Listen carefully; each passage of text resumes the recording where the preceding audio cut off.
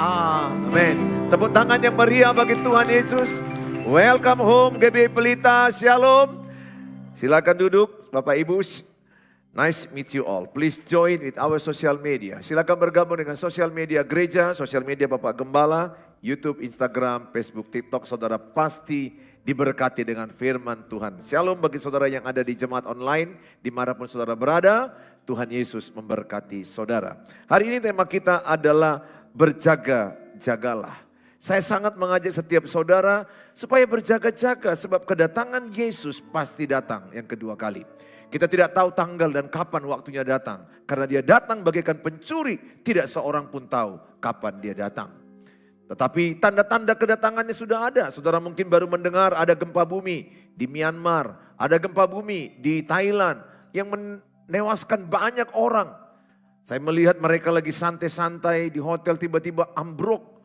Dan banyak orang, ribuan orang yang tewas seketika. Semua itu akan terjadi sebelum Tuhan Yesus datang. Adanya peperangan di Timur Tengah, adanya kelaparan, adanya yang namanya pemberitaan Injil ke ujung-ujung bumi. Lewat pemberitaan daripada digital. Pemberitaan firman Tuhan unlimited tanpa batas kemana-mana. Itu pun adalah tanda-tanda kedatangan Tuhan. Saudara, betul orang bilang dari dulu tanda-tanda ada kedatangan. Tapi kenapa nggak datang-datang? Tidak bagian kita mengetahui kapan Tuhan datang. Bagian kita berjaga-jagalah. Katakan saya mau berjaga-jaga. Bilang sebelahnya berjaga-jagalah. Tepuk sebelahnya berjaga-jagalah. Ya waspada, waspadalah. Berapa banyak yang siap kalau malam ini Tuhan datang. Yang siap mempertanggungjawabkan hidupnya. Yang kalau malam ini Tuhan datang. Wow. Siapa yang sudah rindu ke sorga? Ya duluanlah. Masih banyak pekerjaanku di bumi ini. Saudara, banyak orang bilang mati adalah keuntungan, hidup adalah Kristus. Tapi ketika aku bilang apakah kau mati, mau kau mati duluan? Oh jangan dulu. Semua indah pada waktunya. Bagian kita adalah berjaga-jaga. Dalam kitab Wahyu 3 ayat 3. Kita mulai dari ayat pengantar, Wahyu 3 ayat 3. Mari sama-sama kita membaca Wahyu 3 ayat 3. 1, 2, ya. Karena itu ingatlah bagaimana engkau telah menerima dan mendengarnya. Turutilah itu dan bertobatlah. Karena jikalau engkau tidak berjaga-jaga, aku akan datang seperti pencuri. Dan engkau tidak tahu pada waktu manakah aku tiba-tiba datang kepadamu. Saudara, belum semangat. Katakan baca kuat-kuat dengan semangat. 1, 2, 3. Karena itu ingatlah bagaimana engkau telah menerima dan mendengarnya. Turutilah itu dan bertobatlah. Karena jikalau engkau tidak berjaga-jaga, aku akan datang seperti pencuri. Dan engkau tidak tahu pada waktu manakah aku tiba-tiba datang kepadamu. Jangan sampai engkau terkejut Tuhan datang. Kalau aku pribadi, kalau malam ini Tuhan datang, saya akan berkata, welcome. Aku merindukan engkau. Kenapa? Karena aku sudah persiapkan kedatangannya. Orang yang masih dalam dosa pasti tidak siap. Apalagi kalau engkau lagi berselingkuh dengan pacarmu, betul? Engkau tidak siap. Wah, aku lagi selingkuh. Engkau tidak setia dengan pacarmu aja gak setia. Dengan suamimu aja gak setia. Dengan istrimu aja kau gak setia. Pasti engkau tidak siap. Oh jangan dulu Tuhan. Lagi selingkuh. Kuputuskan dulu selingkuhanku. Saudara. Tidak seorang pun tahu. Bertobatlah. Sebab kedatangan Tuhan bagaikan pencuri. Siap sedia. Berjaga-jaga. Tidak seorang pun tahu. Jangan menyimpan benci, jangan menyimpan dendam, jangan menyimpan sakit hati, jangan menyimpan geram. Berdamailah dengan semua orang. Ampunilah musuhmu. Biarlah ketika Tuhan Yesus datang malam ini, hatimu bersih. Bagaimanalah kalau engkau dijumpai Tuhan, ketika dia datang, hatimu dendam, benci, marah, geram, kepahitan, menyimpan kecewa. Perhatikan. Bertobatlah. Atau engkau sedang asik-asik dengan Pacarmu di kamar ciuman. Yesus lagi datang. Mana bisa kau bilang, aduh Tuhan tolong. Gak bisa. Kau gak bisa atur kapan Tuhan datang. Tapi Tuhan memberitahu tanda-tandanya. Hujan mau turun, ada tanda-tandanya. Satu, apa tanda-tandanya hujan mau turun? Mendung. Apalagi? Awan gelap, tebal. Apalagi? Angin kencang, petir. Nenek-nenek bawa payung. Kadang-kadang nenek ini kan kemanapun siang-siang aku bawa payung dia. Aku bilang, kenapa Nek? Ya mana tahu tiba-tiba hujan. Ih, hebat juga nenek ini. Saya pernah jumpa oma-oma, kemana-mana bawa payung dia terus. Kau bawa payung oma, ya mana tahu tiba-tiba hujan. Saudara, dia berjaga-jaga, mana tahu hujan turun. Saudara berjaga-jaga, mana tahu Tuhan Yesus datang. Coba aku tanya, betapa indah enggak kalau pada saat engkau dengar khotbah ini, Tuhan datang? Indah? Pasti kau bilang, hu. Tapi pas Tuhan Yesus datang, kau dengar khotbah, tidur pula. Tuhan bilang, tinggal kau di situ. Bercanda saja, supaya saudara jangan tidur dengar khotbah, amin. Biarlah Tuhan menjumpai engkau saat engkau lagi belajar, saat engkau lagi kerja, saat engkau lagi ibadah, saat engkau lagi saat teduh.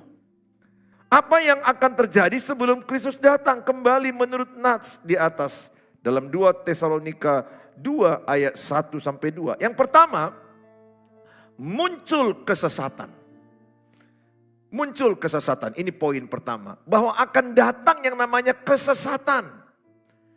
Tentang kedatangan Tuhan kita Yesus Kristus dan terhimpunnya kita dan dengan demikian.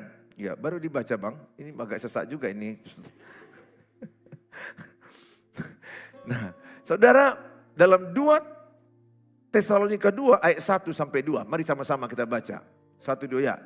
Tentang kedatangan Tuhan kita Yesus Kristus dan terhimpunnya kita dengan Dia, kami minta kepadamu saudara-saudara, terus, supaya kamu jangan lekas bingung dan gelisah, baik oleh ilham roh maupun oleh pemberitaan atau surat yang dikatakan dari kami, seolah-olah hari Tuhan telah tiba. Poin pertama, muncul kesesatan. Jadi sebelum Tuhan Yesus datang, akan ada penyesat-penyesat, itu tandanya.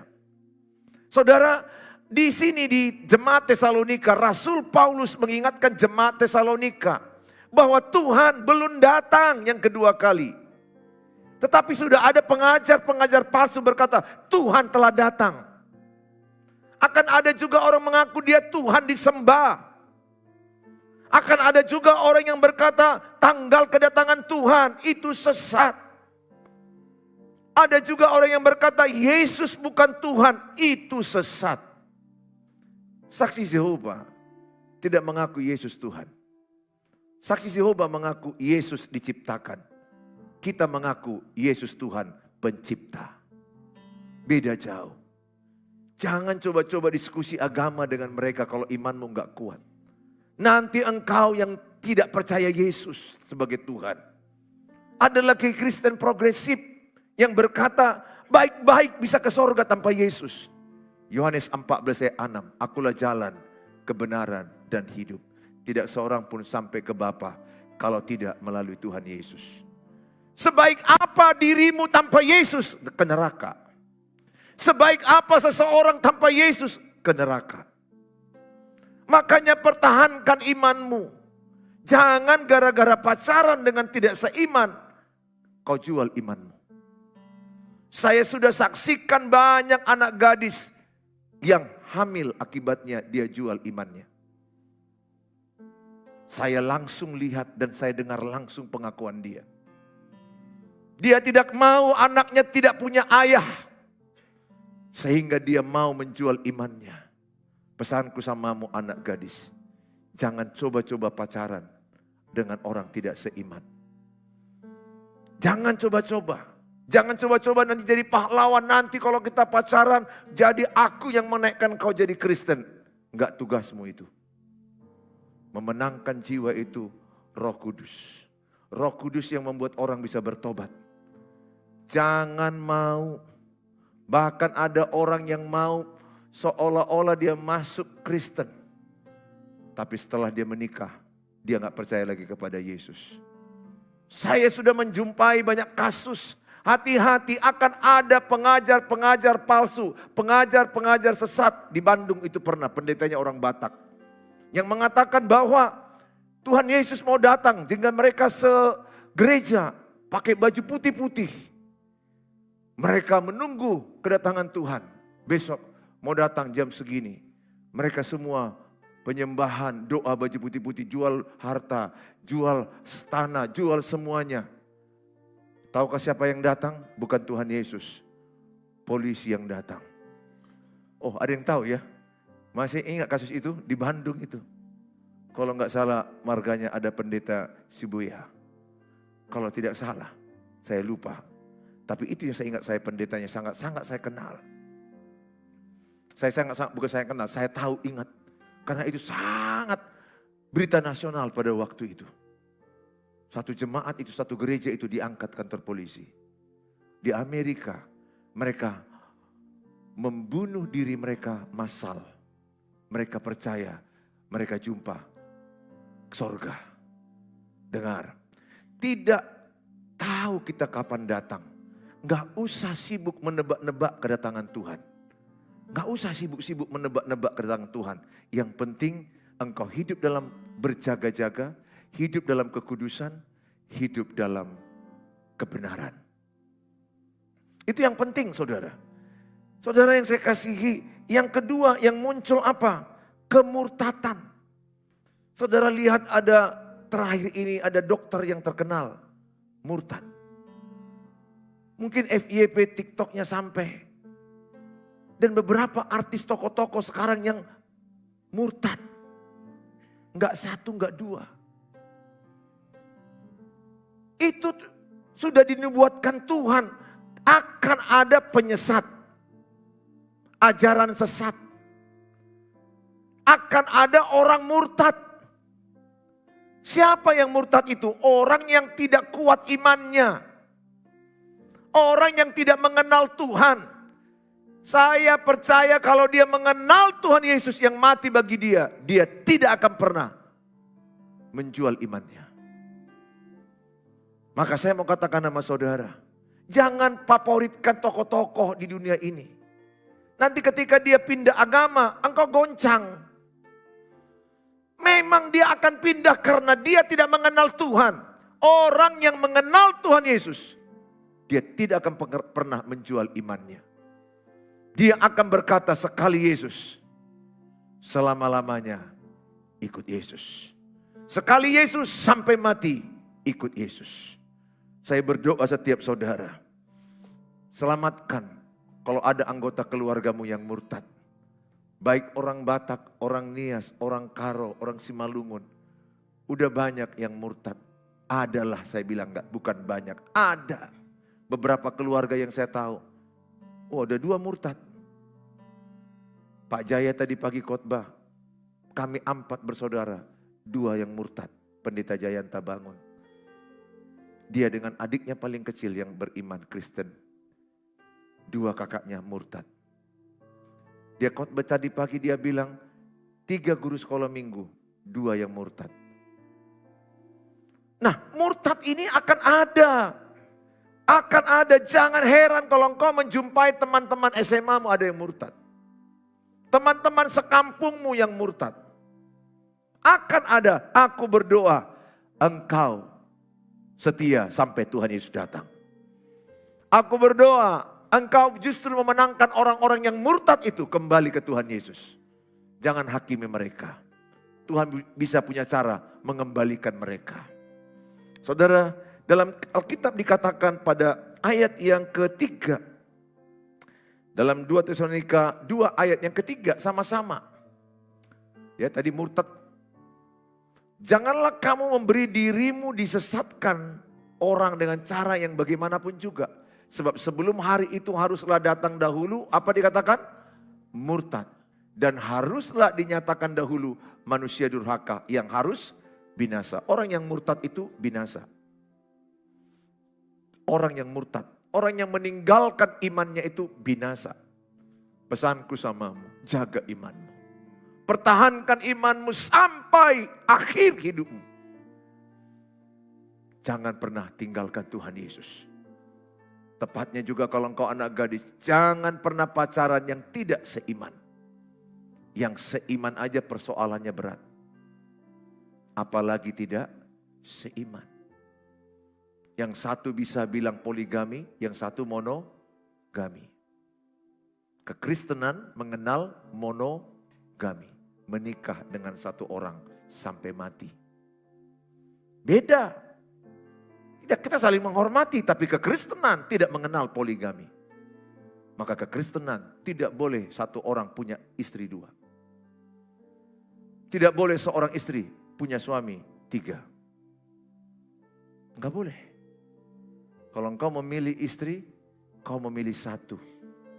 Ini istriku 1. 1 aja udah repot.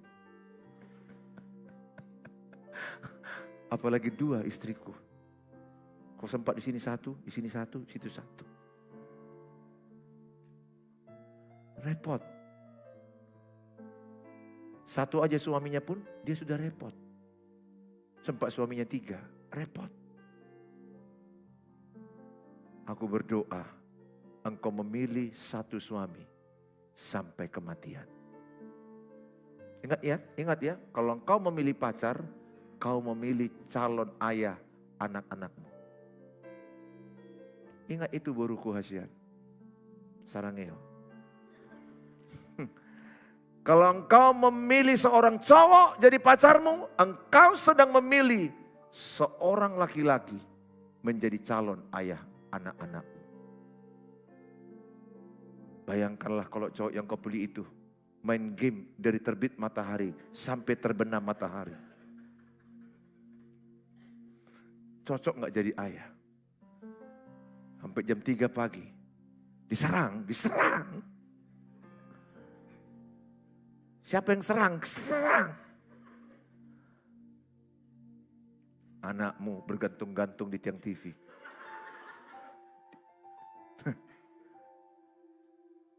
Jangan kau memilih pacar. Pilih calon ayah anak-anakmu. Hei laki-laki, anak muda, jangan memilih cewek saja jadi pacarmu. Pilihlah calon ibu anak-anakmu. Kau bayangkanlah kalau calon ibu anak-anakmu terus aja berdandan aja kerjanya terus bergaya-gaya aja. Hedon. Mau bersenang-senang aja. Cocok gak dia jadi ibu anak-anak? Berat di ongkos bang, berat di ongkos. Makanya kau jangan egois. Aku mau yang cantik. Tahu kau yang cantik itu? Berat kali ongkosnya itu. Mati kalau dibuat yang cantik itu. Untuk merawat kecantikannya, money. Semua. Pedikur, manikur, tekukur, kukur, semua. Uang semua itu. Ya, karena banyak cowok-cowok kan egois. Aku mau yang cantik. Kau lupa merawat kecantikan? Mahal bos. Mahal. Udah aku temani istriku ke perawat kecantikan. Nggak gampang. Ya kita senang-senang aja untuk cantik istri. Tapi berat. Dengar baik. Kau cari wanita takut akan Tuhan. Bukan cantik kata Alkitab. Cantik itu kebohongan. Kemolekan itu kesia-siaan. Cari wanita takut akan Tuhan. Dengar anak muda. Kalau tampangmu enggak bisa menggoda. Paling bisa pun, kalau bisa pun. Engkau menjadi orang yang pekerja keras. Jadi pekerja keras. Aku berdoa samamu anak-anak gadis. Jangan kau ketipu dengan tampan-tampan. Gak bisa kau telan tampannya itu. Jijik nanti kau lihat tampannya itu pas menikah. Dengar, enggak, sekarangnya kau tidak mengerti apa yang kau maksudkan itu. Lihat ibu-ibu yang tanya dulu. Bisa bahagia kau dibuat tampannya? Menderita. Ya, masuk Alkitab apa? Bukan itu ukurannya. Enggak kusalahkan tampan dan cantik. Yang salah kalau dasarmu karena tampan dan kecantikan. Carilah cowok yang takut akan Tuhan. Kalau cowok takut akan Tuhan, dia setia kepadamu. Kalau dia cowok takut akan Tuhan, dia enggak pernah bentak dirimu. Kalau dia cowok takut akan Tuhan, dia tidak mengkhianati cintamu. Kalau dia cowok takut akan Tuhan, dia menjadi cowok siap siaga, antar jemput jaga, kapan kau butuhkan dia. Dan kalau dia takut akan Tuhan, ketika engkau sakit, dia ada di sampingmu. Dan terlebih apalagi dia jadi suamimu kelak. Perhatikan, jangan heran akan ada orang-orang murtad. Yang ketiga, akan ada orang-orang yang antikristus. 1 Yohanes 2 ayat yang ke-18. Sama-sama kita baca. Jadi ada pengajaran sesat, ada orang yang murtad, dan ada orang yang muncul antikristus. Apakah antikristus? Orang yang tidak percaya Kristus Tuhan, itu antikristus. Sebenarnya sekarang ini sudah ada antikristus. Tapi antikristus yang akan di masa akhir zaman adalah akan menganiaya orang-orang yang percaya. Antikristus akan membuat menderita orang-orang yang percaya. Aku berdoa, engkau dan saya mengalami pengangkatan sebelum muncul antikristus. Kalau sudah muncul antikristus, maka engkau siap dalam penganiayaan untuk mempertahankan imanmu. Aku berdoa, tentunya kita berharap sebelum antikristus datang, kita mengalami pengangkatan. Siapakah yang orang yang diangkat? Mempelai Kristus. Siapakah mempelai Kristus? Umat dan jemaatnya. Siapakah yang akan terangkat? Orang yang menjaga hidup kudus dan benar. Kalau engkau hidup kudus dan benar, engkau akan terangkat. Pernah kalian lihat film pengangkatan? Ada orang yang tidak terangkat, ada yang terangkat. Yang terangkat orang yang hidupnya benar dan takut akan Tuhan. Tapi orang yang ikutan ibadah, tapi hidup berzina, hidup dalam dosa, hidup dalam kebohongan, hidup dalam kebencian. Ketika hari pengangkatan dia enggak terangkat. Berjaga-jagalah. Apalagi engkau masih hidup dalam perzinahan, nonton pornografi, enggak mungkin terangkat. Berjaga-jaga, siapkan dirimu. Apalagi engkau masih pacaran dengan hidup berzina, hidup dengan berdua-dua di kamar, belum diberkati. Enggak mungkin kau terangkat. Maaf kalau engkau masih onani, masturbasi, enggak mungkin kau terangkat. Enggak mungkin. Dan engkau penuh dengan kebencian, amarah, geram sama orang lain, tidak mengampuni. Tidak mungkin kau terangkat. Yang terangkat itu adalah orang yang mempersiapkan dirinya. Persiapkan hari kedatangan Tuhan. Kalau kita mau ujian, persiapan enggak? Betul? Mau ujian kedinasan, persiapan enggak? Ujian semester, persiapan tidak? Siapa yang mempersiapkan kedatangan Tuhan? Siapa yang sudah mempersiapkan kedatangan Tuhan? Amin. Aku berdoa, beberapa di antara saudara tangannya berat. Aku bingung antara siap dan tidak siap. Beberapa di antaramu jelas tidak siap. Aku hargai itu. Karena aku lagi hidup dalam dosa Pak Pendeta. Aku masih dipenuhi hawa nafsu. Nafsu Pak Pendeta. Ya betul. Dan kalau Tuhan, kalau ada pengangkatan kau tidak terangkat. Kalau kau dikuasai hawa nafsu seks, engkau tidak terangkat. Banyak orang bergereja, tapi masih hidup dalam dosa. Banyak orang melayani, masih nonton pornografi. Banyak orang melayani, perselingkuhan jalan. Banyak orang melayani, tapi masih ciuman, masih pacaran. Banyak seperti itu. Jadi jangan bilang ini pasti terangkat. No. Orang yang hidupnya kudus, orang yang hidupnya benar, orang yang berjaga-jaga, orang yang mempersiapkan dirinya, itu yang terangkat. Siapkan dirimu. Mana tahu malam ini ada pengangkatan. Mana tahu besok, kita enggak tahu. Mana tahu dia segera datang bagaikan pencuri. Tidak seorang pun tahu. Siapkan dirimu. Aku cukup sebagai hamba Tuhan menegaskan ini. Berjaga-jagalah. Dunia menarikmu untuk engkau tersesat dengan dunia ini. Dunia menarikmu untuk engkau hancur dan binasa. Tapi tangan Tuhan menarik engkau untuk naik. Aku berdoa setiap saudara, persiapkan dirimu. Jangan heran akan muncul antikristus. Nah saudara, yang berikutnya, apa yang perlu kita lakukan dalam berjaga-jaga? Yang pertama adalah hidup dalam kekudusan. Yang kedua, hidup dalam kebenaran. Saudaraku yang saya kasihi, 1 Korintus 3 ayat 16. Sama-sama kita baca 1 Korintus 3 ayat 16. Supaya saudara berjaga-jaga hidup dalam kekudusan. Tidak tahukah kamu bahwa kamu adalah bait Allah dan bahwa roh Allah diam di dalam kamu? Katakan sama-sama, tubuhku bait Allah. 1, 2 ya. Katakan tubuhku tempat tinggal Tuhan. 1, 2 ya. Yang di belakang hanya nonton aja, nggak terangkat kok nanti. Jaga baik-baik. Ya, sama-sama katakan tubuhku bait suci. 1, 2 ya. Bilang sebelahnya, jaga kesucian tubuhmu. Jangan mau dipegang-pegang sembarangan. Bilang sebelahnya. Ada juga loh yang terbalik. Laki-lakinya nggak mau megang-megang. Istrinya pegang-pegang cowoknya terus. Ya apa kode, apa kode. Belum waktunya. Aku bernafsu loh. Nah hati-hati. Akhir zaman loh. Kan biasanya laki-laki yang mendekati kan.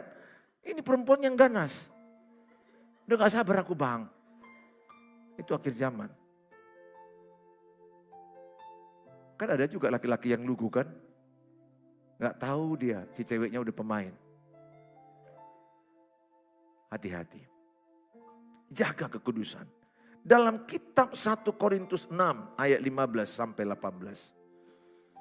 Aku berdoa, setiap saudara jaga kesucianmu, jaga kekudusanmu. Jangan biarkan anak gadis tanganmu dipegang cowokmu. Seorang cowok pegang tanganmu, itu dia minta seks. Tidak ada cowok pegang tanganmu, pikirannya hanya tangan. No, saya kan cowok. Saya tahu pikiran laki-laki.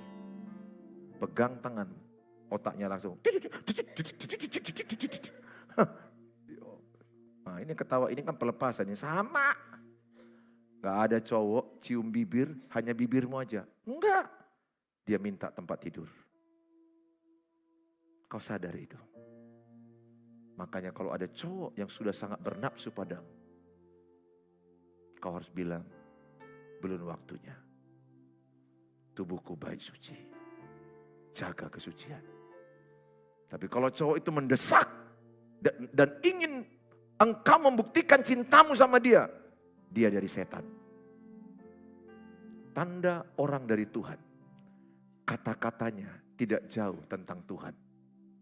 Tanda seorang cowok. Apakah cowokmu dari Tuhan? Dia suka bicara tentang Tuhan. Tapi kalau seorang cowokmu gak suka bicara tentang Tuhan. Itu sebaliknya dari hantu. Kalau saya dari Parapat, saya suka cerita tentang Parapat, betul? Kalau saya dari Nias, saya suka cerita tentang Nias. Kalau saya dari sorga, saya suka cerita tentang sorga. Kalau saya dari Tuhan, saya suka bicara tentang Tuhan. Maksudnya bukan gimana kali juga ya. Bukan berarti kalau jumpa, Tuhan mau datang. Bukan begitu. Ya enggak juga. Maksudnya aroma bicaranya enggak lari dari firman Tuhan. Tapi kalau seorang cowok pikirnya seks aja, nafsu aja. Itu dari hantu. Dengar.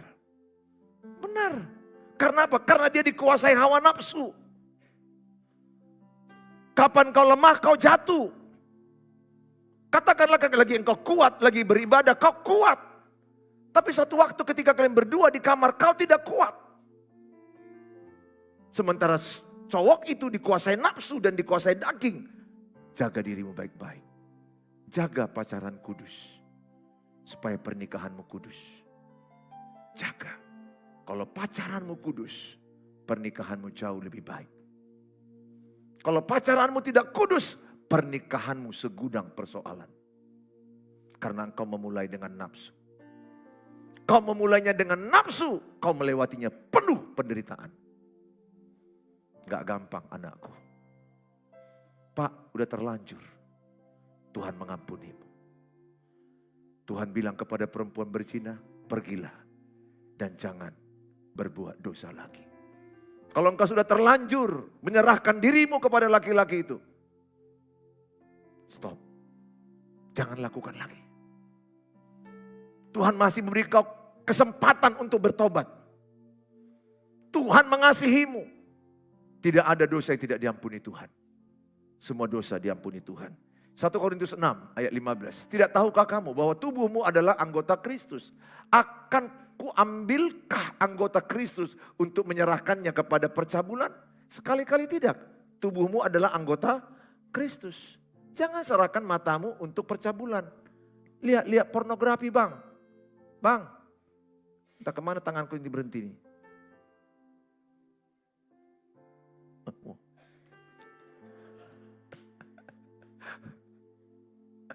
Bang, katakan, bang, oi bilang ya, bang, jaga matamu bang. Jaga matamu bang. Ayo laki-laki pegang matanya, katakan, ku jaga mataku ini. Tidak kuizinkan melihat pornografi. Tidak kuizinkan melihat perempuan yang pakaiannya enggak bagus. Kudus mataku ini. Bilang sebelahnya, jaga matamu, bilang sebelahnya. Ingat, dari manakah laki-laki jatuh dalam perzinahan? Lewat mata. Dengar laki-laki, laki-laki, katakan, oi laki-laki. Ku jaga mataku. Kalau engkau bisa jaga mata, engkau bisa jaga kekudusan. Ya, kalau kau lihat wanita, jangan lama-lama, satu orang lihat satu lama-lama. 1, 2, 3, 4, 5, 6. Itu si Daud yang melihat Batseba mandi. Di atas loteng dilihatnya. 1, 2, 3, 4, 5, 6, 7, 8. Otak kotor. Dibunuhnya suami si Batseba. Disuruh perang. Kalau engkau mau hidup kudus abangku, anakku laki-laki pemudaku yang hebat, ganteng, jaga mata. Walaupun kau lihat ada yang berseleweran, perempuan ini pun dia kadang-kadang aneh. Aneh sekarang perempuan ini. Dia roknya yang pendek. Dia naik sepeda motor, boncengan lagi. Aku pernah sial kali aku lihat itu betul. Aku naik mobil, di depannya gini. Dia di depanku. Pura-pura gini. Ngapain lah kau gitu-gitukan lagi balik. Memang udah kau pakai yang pendek, ya sudahlah. Makin kau gitu-gitu kan makin kami lihat. Kalau dia diam aja kan kami lihat. Kau tenang aja ya sudahlah, udah biasa. Apalagi di Bali. Kayaknya baru pulang dari Bali. 10 hari. 2 bulan yang lalu, Old and New Year. Tiba-tiba di kota Bali itu. Naik sepeda motor, gak pakai baju. Si Jamie bilang, iya Tuhan, ya Tuhan. Oh, kenapa Jem? Aku bilang, lihat apa? Aku lihat juga lah, ada apa? Aku ternyata gak melihat.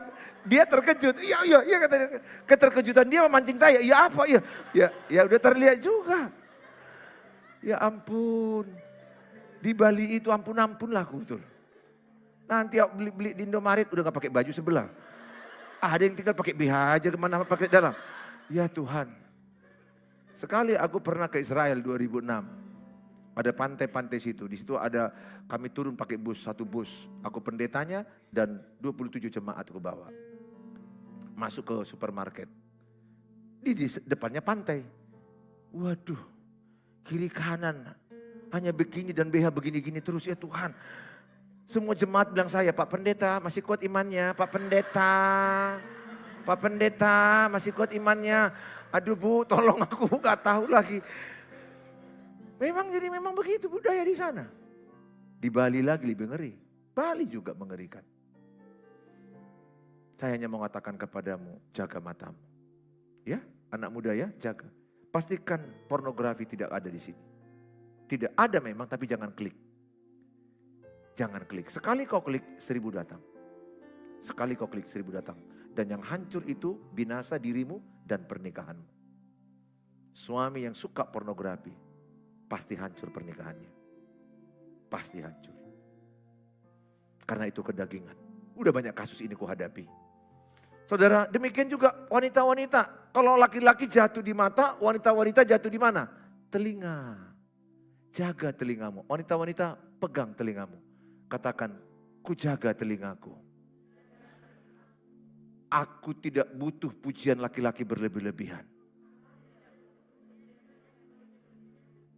Aku tidak butuh dirayu-rayu berlebih-lebihan.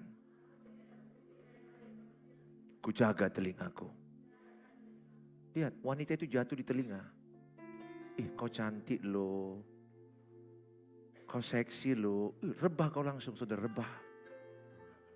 Karena kau gak tahan dipuji. Kalau udah ada orang muji-muji kau, kau cantik, kau seksi. Setan keluar kau dalam nama Yesus bilang. Jaga kesucianmu. Saudara, dikatakan ayat yang ke-16, ayat 16. Atau tidak tahukah kamu bahwa siapa yang mengikatkan dirinya pada perempuan cabul? Perhatikan baik. Kalau engkau mengikatkan dirimu abang-abang dengan perempuan cabul, menjadi satu tubuh dengan dia. Seorang laki-laki mengikatkan dirinya dengan wanita cabul, satu tubuh. Terikat. Satu tubuh dengan dia. Sebab demikianlah kata Nas, keduanya akan menjadi satu daging. Jadi kalau engkau abang-abang melakukan hubungan seks dengan wanita, belum diberkati Tuhan, engkau terikat dengan dia. Hati-hati. Spirit itu mengikat. Engkau tidak mudah lepas. Karena ayat 17.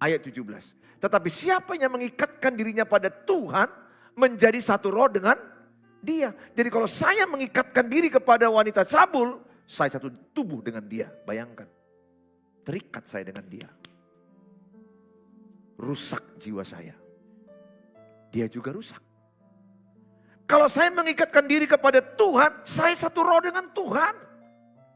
Jadi kalau saya mengikatkan diri kepada Tuhan, saya menjauhkan diri kepada dosa. Kalau saya mengikatkan diri dengan percabulan, saya makin jauh dari Tuhan. Gak ada orang yang dekat kepada percabulan, dekat ke Tuhan. Apalagi kalau dia worship leader, pengkhotbah, payah menyembah. Kenapa? Karena ada dosa percabulan, perzinahan. Ada orang payah menyembah. Enggak merasakan hadirat Tuhan. Kenapa?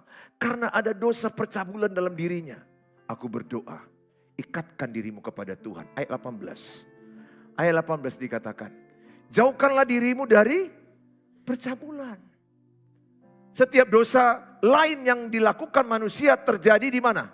Di luar dirinya. Tetapi orang yang melakukan percabulan berdosa terhadap apa? Dirinya sendiri. Apa artinya, Bang? Artinya dosa percabulan yang kau lakukan mengikat dirimu dengan perempuan cabul itu. Kau akan payah lepas dengan dia.